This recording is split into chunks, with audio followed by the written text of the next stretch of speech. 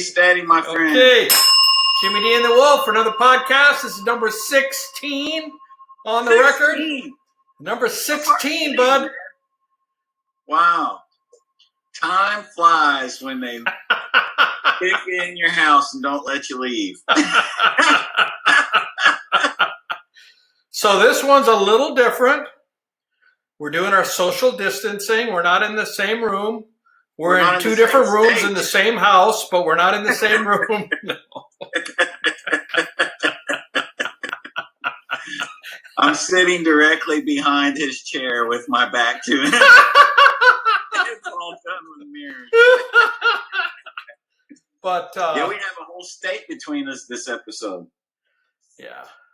Okay, so it's been a bit since we've done a podcast, and you're in Indiana and I'm in Nashville, and it's been Shutdown City here in Nashville. And yeah, that's how about here too. Same thing in there in Madison, Indiana? They pretty much rolled up the sidewalks and put them in a closet somewhere. Everything is on hold for the time being. Yeah, and somehow I've managed to be so busy. I don't even understand how that works. The world stopped, and I'm working harder than I was before. Well, me too. I've been working on doubling down on things that I'm trying to, online courses that I've been taking, and the lack of distractions have actually been good for me. Yeah, for me too. Blessing in many ways. We've gotten so much done. Doing the lives daily, and we've got tons more content for ACLG. It's been a blessing. I'm in the best shape of my life. It's kind of been nice to have that extra time with the family. Yeah, how many pounds of muscle have you put on since the shutdown? Almost 10. That's amazing. Almost 10 pounds, yeah. But my pants don't fit right. So I'm going to have to do some shopping once all this leg presses and that kind of stuff? Leg press, a lot of leg presses? Yeah, air squats. Or air squats, right. Yeah, because you can't go to the gym, so. No, they took my gym away from me. Lots of lunges, lots of air squats. And some days when I'm supposed to rest, I'll work out of sheer boredom. I'm not even taking the rest days. Might not be good for me. Yeah, but yeah, it's been crazy, man. It really has. Especially not getting to play music with other people. That's been the toughest part for me. Not being in those band situations. Yeah. Well, I haven't experienced it even in a fraction at the level you have, but that's something you're used to, yes, obviously. Well, today is a topic kind of follows some of the things that we've been talking about. We talk about the income disparity, and we did deaths of despair in the U.S. I think we did a couple podcasts on that. Yes. And how the blue-collar life is killing Americans. This is not specifically on that, but this was specifically on New York Times. And the title of the article is,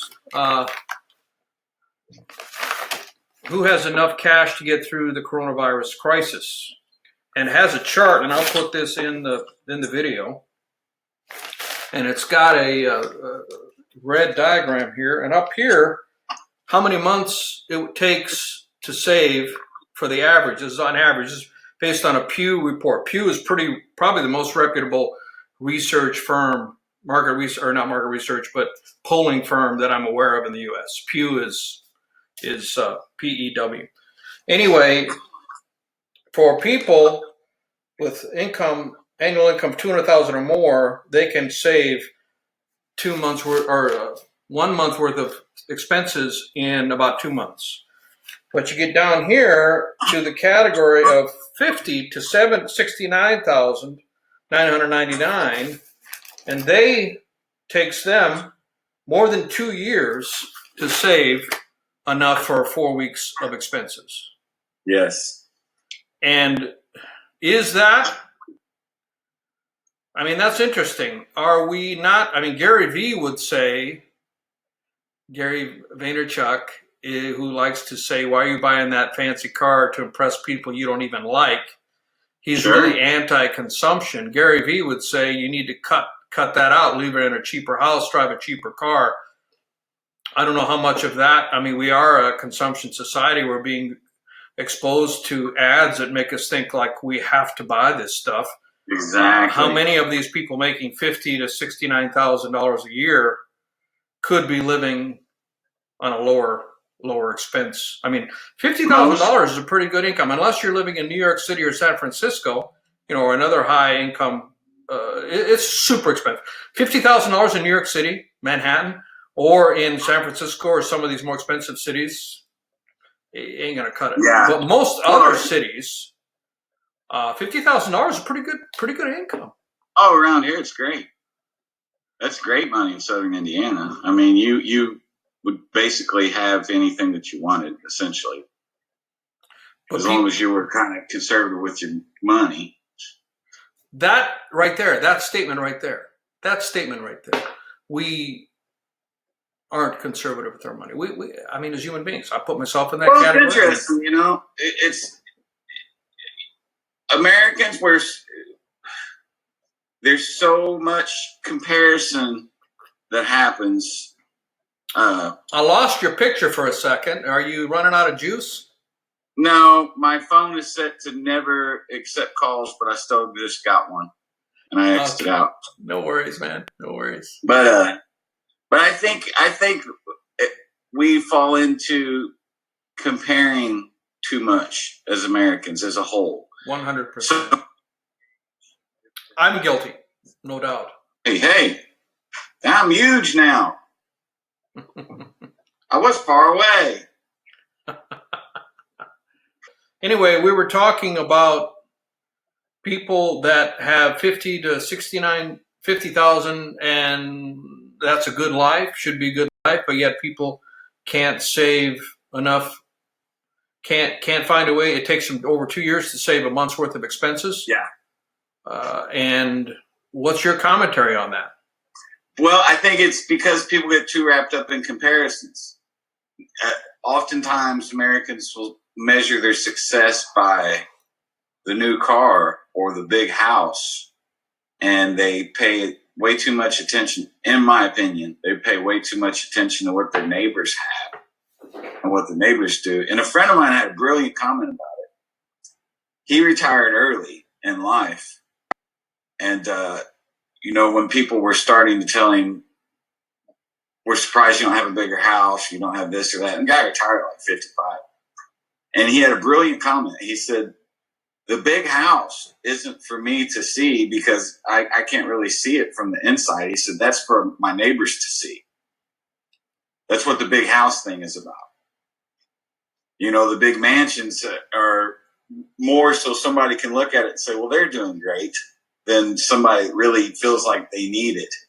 So I think as Americans, we get too wrapped up in that, having a brand new car, having as big a house as we possibly can. I mean, 50 a year, and like you said, it's all relative. I couldn't believe how expensive New York City was when I was there. It's all relative. But, here, even Nashville, I mean, 50 a year, it's a great living in Nashville, I would think. Yeah, I would think it could be. I mean, of course, I'm fortunate that my house is paid for. Yeah. And, there's thoughts that things have cropped into my mind, maybe you should get a bigger house. You should get like I have friends who live in Franklin. Franklin's really expensive. And, I have a friend who has a pool, and it's like, hey, I should have a pool. Well, sure. I have a pool table. Well, it's easy to fall into that, And really, I mean, it's like the bass boat. You're better off to have a friend that has a bass boat than to have one yourself. You're better off to have a buddy that has a pool than to have one yourself. I think there's truth there because, I rarely play my pool table. Yeah, and sure. It's fun. I'm glad I have it. I don't really want to sell it. It's a beautiful, ornate pool table I ordered from offshore. You've seen it. It's a few $1,000s, slate, like a 1-inch slate. But that sits there and really doesn't get used to the extent that it could or should. And, sure. How much would I use a pool? Well, and we had the conversation today when we were talking about pedals, that there is a certain energy to certain things that if you're not using it, it kind of has a different sort of energy about it in a way. Right, right. You don't want a whole bunch of stuff laying around. And I mean, as Americans, we all just got too much stuff, man. It's just so complex. Yes, and I have a bunch of gear that I would like to sell that I don't use. I would like to thin the herd, as it's sometimes said. But here's my fantasy as a guy who's never been married. You can laugh at this, but my fantasy is that my wife will be really good at eBay and that she'll take upon it to sell all my stuff. Yeah. And get the best price. So it could happen. It could, I suppose, but I mean, that's one of your criteria for a mate. I mean, it's pretty stupid, pretty silly. Well, it's silly. I'm on the opposite end of the spectrum because Katie can't know what I paid for all these instruments. So if something happens to me, I need you to eBay everything. I got you. I got your back, brother. I got your back. So, yeah, it's just interesting. I have a bunch of things that I would like to move and turn into cash because they haven't been, the boxes, the cases haven't been opened in years. I mean, there was a time I started playing sax, and I don't think the sax is in this picture, but it's still set up. My tenor is still set up in my studio, and I practice like an hour and a half a day for like a year and a half.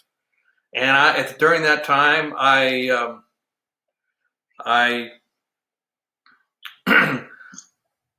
went full hog. I bought another tenor, and first I started with a student tenor,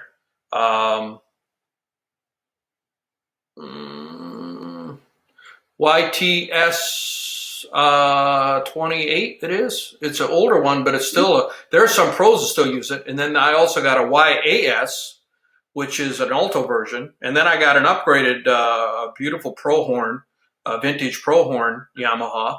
And then I got a baritone sax. And I was going to lay down all these 5-part harmonies for these parts. And I did a couple, but playing a bari is hard. If you're not used to playing, I mean, that takes a lot of air. Woo! Sure. Woo! And that bari, I've since stopped practicing because, I give credit to horn players that have to keep their embouchure up. And I think sax is one of the easier ones because you've got a reed to help you. I mean, a trumpet player, it's all on the lips. There ain't no reed to help sure. them, And I've seen that happen too, man, quickly. I have a really good friend of mine who's a trumpet player, and he kind of did the multiple instrument thing, and he started playing piano. And he was at the height of his game as a trumpeter. And it didn't take much time at all for him to lose some of his facility as a trumpet player. And he said it himself. He said, I've lost my lip. And it happened quickly. I mean, within 3 weeks to a month, his playing noticeably dropped off. Well, which I thought was fascinating. Yeah, it is fascinating. And so while I was doing that, and we need to get back to this article, but this is a rabbit trail, which is, I think, quite interesting. But so it was just instructive for me to get in that. It was on the university, South Dakota State University, and my professor was a newly minted PhD from Oklahoma, and he had gotten a full-fledged position at the university. And he said that of the 25 people in his PhD program for music, he was the only one that got a full-time job. Wow. I mean, what are they doing? I mean, you get a PhD, and I know hard. Dishes? What's that? Yeah, dishes, barista, whatever. It's a tragedy, but that's a whole other thing. And I noticed, Dr. Spaeth, I noticed that he had a 2-year contract, and they must have, he's no longer there. He moved back to Oklahoma, and he's doing adjunct professor stuff. And so I don't know what happened. I never did talk to him. But anyway, it was very interesting because I had my lessons there in the music building. It was all the other beautiful buildings on campus, but the music building was probably built in 1940 or something. Really old building. Because music is the redhead stepchild, right? I mean, Sure. State University, the money isn't going to go to the. Absolutely. Anyway, it was just instructive, and I would sometimes go down to the practice rooms, and you could hear the other instruments in the next room, working on whatever their instrument is. And at the same time, I was in taxi, and there was a fellow taxi member who was starting to get a lot of forwards, and he's a trumpet player by trade, and Taxi is an organization that takes finished broadcast ready tracks and tries to find a home for them, primarily in sync. Sync being where sound is synchronized to film, usually instrumentals. Like every TV show that you watch on Netflix and Hulu has background music. The average 30-minute show has like 60 pieces of music. It might be only 10 seconds long, but somebody created that and somebody's getting paid for that. And you can make a living doing that. Anyway, this individual who was primarily a trumpet player, he was focusing on, and he actually quit his teaching job at the local university because he was making enough money. He was making more money from taxi.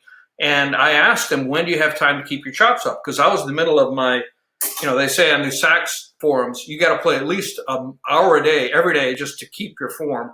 And then anything beyond that is advancing. So an hour a day just to stay where you are. Right. And that's sax. And trumpet is even harder, I think. And which kind of bears out what your friend said. And I said, well, when do you practice or when do you play? And he said, just when I have to play a part. And I said, how often is that a month? Handful of times a month. And I said, wow, aren't you losing your lip? And he said, yeah, I can't hit the high notes, but the only people that care about the high notes are other trumpet players. He's right. He's right. That's a harsh reality that many musicians are faced with at one point or another. Is that he's right?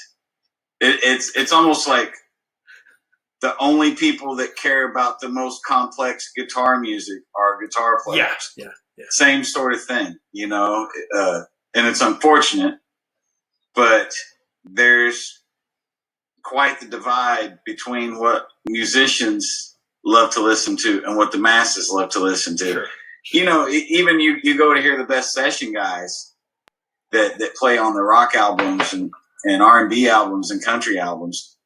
You go see those guys play what they want to play in Nashville, LA, New York City. They're jazz heads. They're playing the most heady, cerebral jazz that you could think of.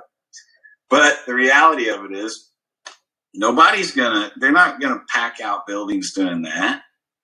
Well, the saying is there are more people playing jazz than there are fans of jazz. Well, that's true. There's an old joke that one of my favorite Carol DeCamp, one of my favorite musicians, used to tell this joke all the time. The difference between a rock guitar player and a jazz guitar player is a rock guitar player plays 4 chords for 30,000 people, and a jazz guitar player plays 30,000 chords for 4 people. Yeah. And it seems about right because some of the best when it comes to facility.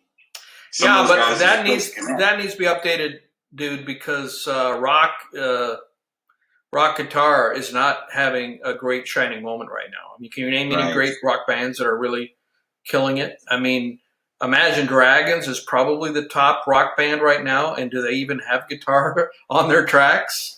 Rock and roll ain't dead. It just smells funny. And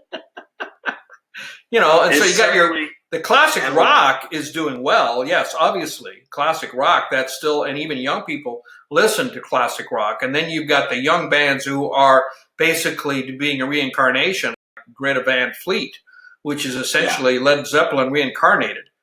Right. Did you see, I saw on Facebook, Post Malone did a Nirvana tribute. I saw a picture of him with a guitar, but I didn't know what it was about. It was awesome. I watched the whole thing, dude. I couldn't believe it. And he. Oh, now you're back. Now you're back. I lost you for a second. Are you there? Yes, I am. I can barely hear you. What? The little microphone is showing that the signal is being received. The microphone is showing that the signal is being received. So a signal is being sent from here. Can you hear me without the system? I'm shouting so loud, you can probably hear me without any electronics. I can hear you across the whole state of Kentucky right now. Anyway, so, while you were gone or while there was a break there, I was thinking of the guitar, the status of the guitar. I mean, I think now more than ever, and you and I were talking about this, you get on Instagram and you can find guitar players with dexterity, ability to play things that classic rock guitar heroes, my influences, I lost you there for a second, you're out, no picture, here you're back, could not dream of playing. Jimmy Sure. Page, Eric Clapton, take any hero. Couldn't dream of playing. I saw a guy the other day with a double neck guitar in Chicago, an Englishman living in Chicago, and he had a slide on the bottom neck on his left hand, and his right hand had a real short neck 6-string, and he was playing both at the same time, tapping and using the slide, and it sounded like 3 guitars. He was tapping on the top one, making a complex melody, and in the bottom one, he was both fretting and using the slide. Just it's like jaw-droppingly good. And now he was one of the higher level ones, but that's just the facility and dexterity that people have on the instrument is just, I don't think it's ever been at this level. No, it's never been at the level that it's at now. But the funny thing about it is that in contemporary music as a whole, the guitar's come full circle, and now it's a supporting instrument again, like it was in the 20s and before everything blew up. What was his name? Green was the guy. Freddie Green was doing big spaced for chords. He just did chording in big bands. And what was it? Who was the first to actually start doing soloing? Charlie Christian. Yeah, Charlie Christian. Yeah, that's what I was trying to think of. So there's plenty of facility there, but I looked up the name, I couldn't remember the name, but Stanley Jordan. Have you heard of Stanley Jordan? Yes, I've seen Stanley Jordan. And I remember when I, in the 80s, when I was so dedicated to guitar and practicing 2 hours a day and 8 hours a day on Saturday and just involving, just so completely enveloping myself in everything guitar there for a period of time. And I was getting Guitar Player, I'd read it from front to back. And of course, he was the darling of Guitar Player magazine. And I remember even I was a Toastmasters. I was taking Toastmasters where you give presentations. And I remember giving a presentation on Stanley Jordan, a speech. You practice giving 10-minute speeches. And I said, and I can vaguely remember what I talked about, but nobody heard of him. I said, this is going to be the future of guitar. And, this is going to, I knew who Eddie Van Halen was and Randy Rhoads and that sort of thing, but that was in the hard rock vein. Taking into jazz, he was the first that I was aware of doing it. And I said, this is amazing. You play with all 10 fingers instead of, or 8 if you don't include the thumbs. And I just looked up, I said, it's one of those things, what happened to Stanley Jordan? And I just looked up his Wikipedia entry, and he's about 60 years old, still playing music, but it looks like, according to the Wikipedia entry, he's been nominated for 4 Grammys, hasn't won any, no other awards. And that first album that he came out with when he made all that noise is the best one he's had. And so what does that mean? It's a limited audience. Okay. He's a musician's musician. Guitar players, of course, we're going to go see him any chance we get. But it doesn't appeal to the masses, The masses like the 3 chords 3 chord songs. And that's fine. I mean, to each his own.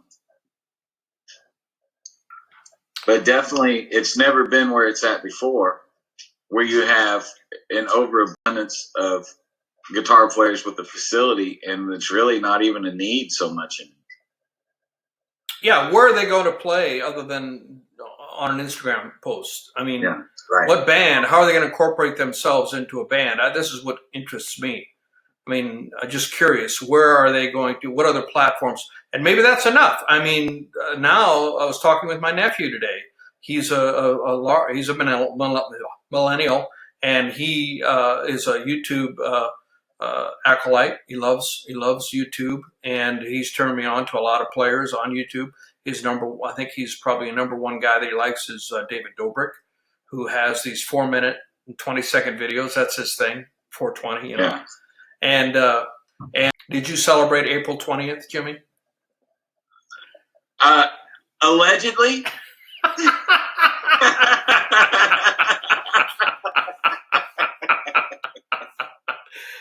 Well, I did not. I am not a Mary Jane partaker.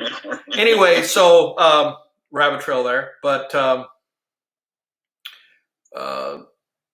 so he's introduced me to a lot of YouTubers, and now, I mean, normal media or mainstream media, or I mean, I'm not talking about mainstream media in that the way Trump and Fox News talk about mainstream media. I'm talking about, normal media, bigger picture, movies and TV, not just news.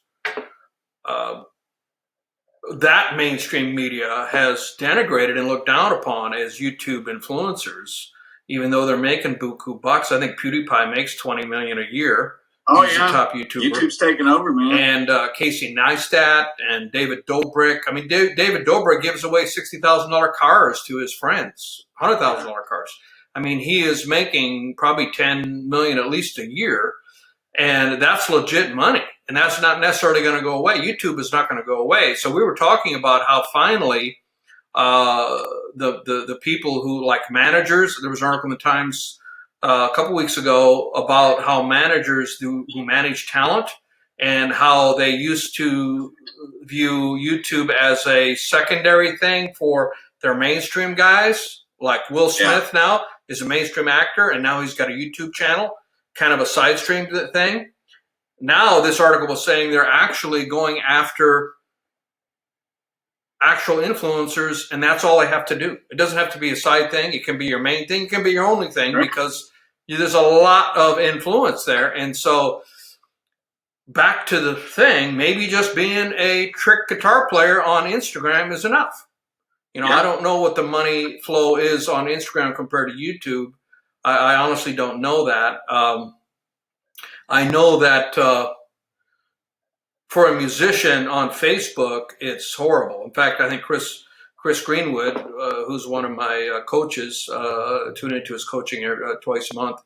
And if anybody is interested in artist coaching, I highly recommend Manifest. I'll put a affiliate link in the comments. Anyway, he was saying that YouTube, is the place to be if you're a musician. He's making a couple $1,000, $3,000 a month from his YouTube videos. It's kind of a side thing. And he said Facebook has paid almost nothing, and Instagram is owned by Facebook. So I'm going to guess that their payout rate is probably going to be in the same range as Facebook.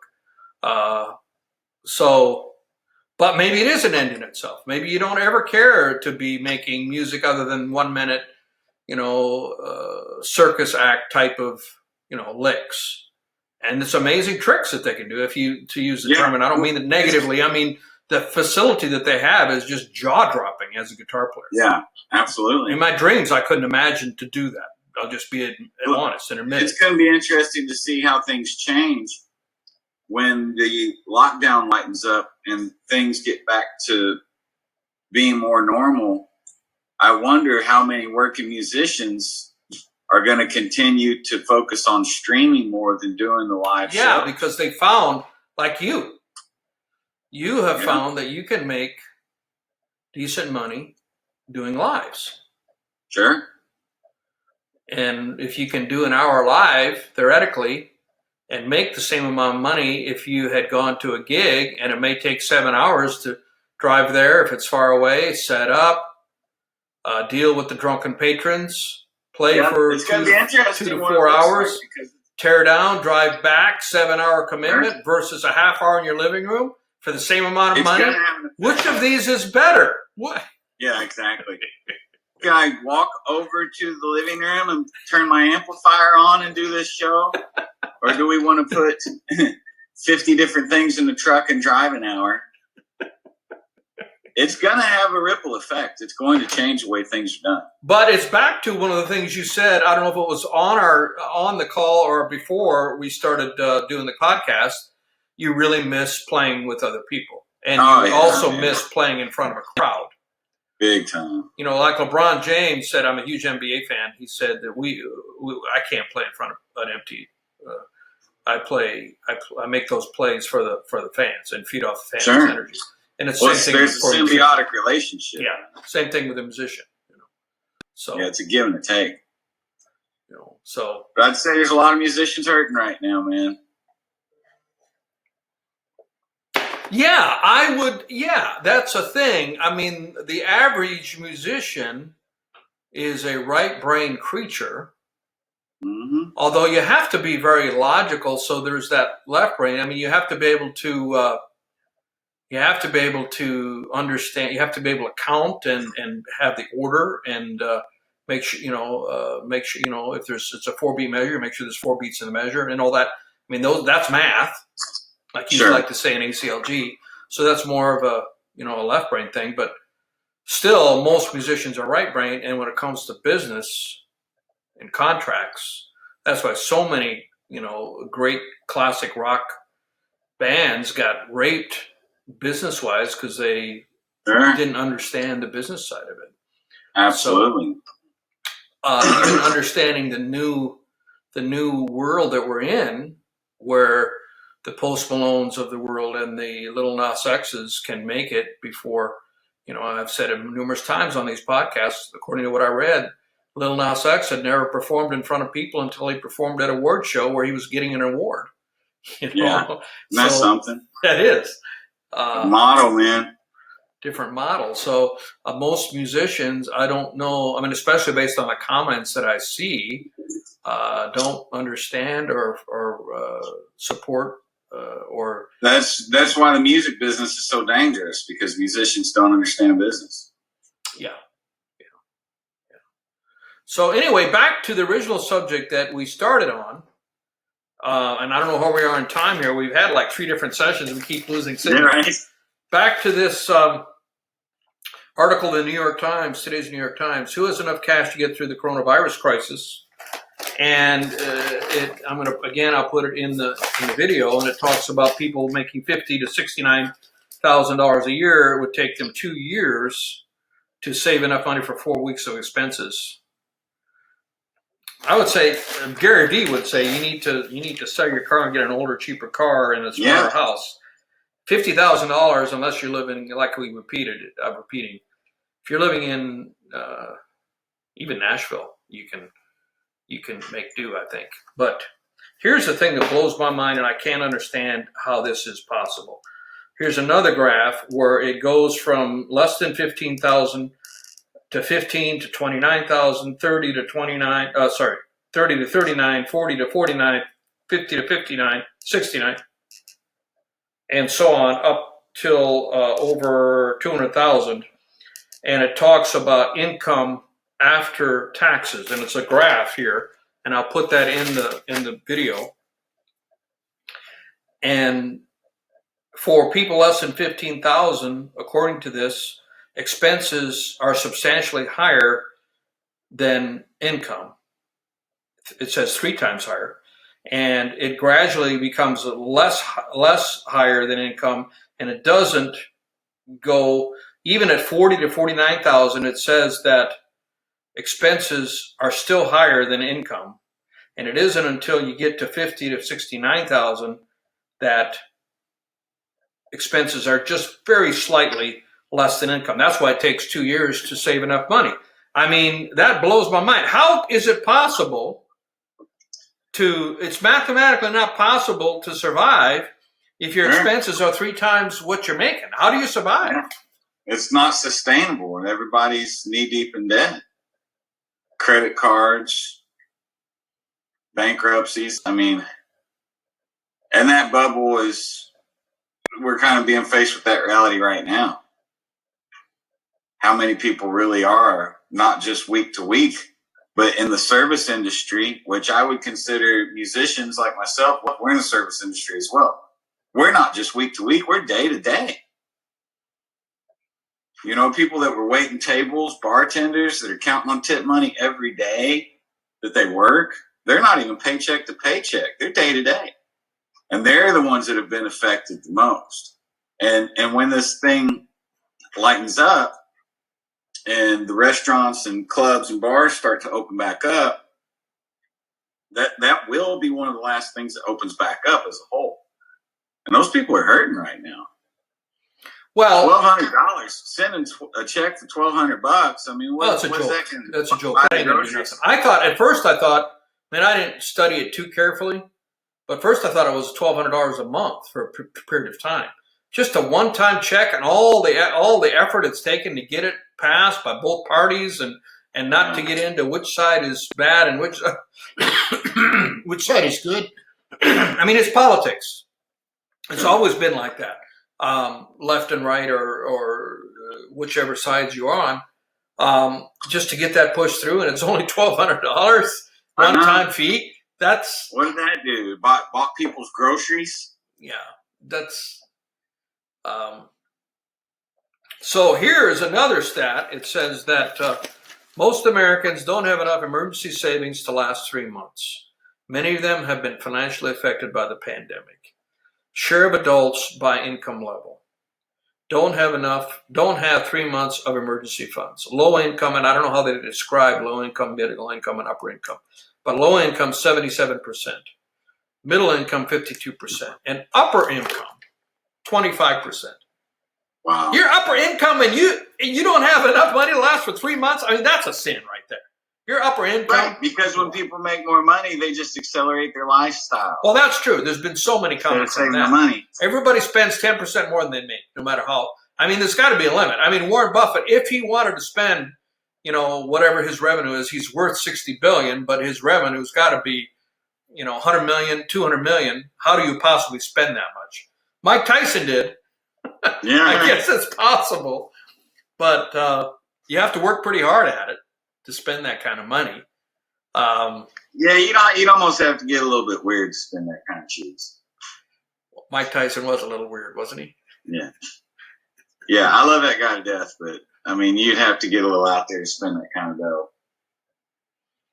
And then here's had to take a pay cut, or this is since the coronavirus. Affected by the pandemic, had to take a pay cut or lost a job or both because of coronavirus outbreak. Low income, 52%. I'm surprised it's not higher. What low income people are still working? 48% still working. I did notice when I go for my run, not that these people are low income, but they are blue collar. I noticed that there's some houses that are being, at least 2 houses that have construction work going on in them. I think one of them is empty and they're just completely gutting the inside because they have a whole dumpster in the yard that's been filled and replaced. So they're tearing everything out, and they're working. I guess they haven't been shut down. I mean, I guess they keep their distance. The sheetrockers in one room and the electrician in the other. I mean, they're still working, and I see a lot of trucks on that street of people, coming to go do whatever, pulling up as I'm driving, and so that. I mean, I suppose the tradesperson is not low income, but their assistant might be, so sure. Possibly might be a $10 or $15 wage job. So I suppose, but I'm still surprised 48% are still working. Aren't you? Low income? Yeah. It seems high. Yeah. And then middle income, 42%, and high income, 32%. So still a third of high-income people had a pay cut or lost a job or both because of the coronavirus outbreak. Now, there are jobs that you're making buku bucks, like my nephew's cousin, from the other side of his family, not my sister's side, that he does a podcast with. He works for UPS or FedEx, one of those. He's working 12-hour days, because everybody's ordering everything. So FedEx or UPS, I mean, they're killing it. I think. Amazon, man. Amazon's hiring anybody that'll walk in the door right now. Yeah. We got that huge, like, 1 million square foot Amazon plant right up the road from Madison. They'll hire anyone right now. They're dying for help. So interesting times, Anyway, so what blows my mind is that people making $40,000 to $50,000 a year still have expenses higher than their income. That just blows my mind. That's just irresponsible. It is. Now, I mean, South Dakota, I mean, you could always, of course, quality of life. I mean, I was in Willow Lake, South Dakota, where I graduated high school. And I think you could buy a house, not a great house, but you could buy a house for $5,000 or $10,000, inhabitable. It didn't leak. Everything worked. Yeah. And cost of living is, I mean, you could live in Willow Lake, South Dakota for $20,000 to $30,000 a year, have 3 square meals, and so sure. You can find that, but that's really in the sticks. That's really rural, and quality of life. A lot of people wouldn't consider doing that. It's one of the things I've noticed, that a lot of the younger people don't do the starter home anymore. They just try to go straight for the dream home. Before the market crashed 20 years ago, starting off, your first house was, cheaper home, smaller house, and you worked your way up towards the big house. Now everybody's just shooting for the moon, trying to get their dream home, their forever home. They're trying to buy that now when they're way too young and not even close to ready. Yeah, I remember when I moved in, and we met the neighbors. And my nephew became really good friends with the neighbors on the right hand side, and they were in their 30s, a couple with 2 kids. Oh, they had kids, mixed family. And I remember the wife was saying that, yeah, we just got this house, but we're only going to be in here for 5 years. We're moving on up. And I'm like, wow, I was planning on staying in my house I got everything I need here. And I actually started thinking, well, maybe I need to be thinking about moving up. Because that's how it affects you. That's how it affects you. You judge yourself by others. And what happened is they got divorced. And she put the house up for sale because, I don't know, she probably couldn't make the payments, or I don't know what all happened, but they ended up keeping the house. But I don't think she's talking about, I don't know, but I doubt that it's on her mind to move up to something else right now. So,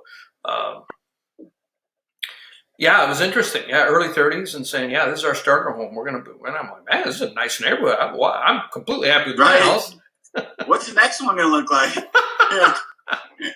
So, well, do you think we got enough for a podcast? I think so. It's going to be editing extravaganza for you. It's going to be editing extravaganza. Well, appreciate you, Jimmy. I'm glad you too, buddy. So, cool. Jimmy D and the Wolf. See you next time. See you, everybody. Thanks so much.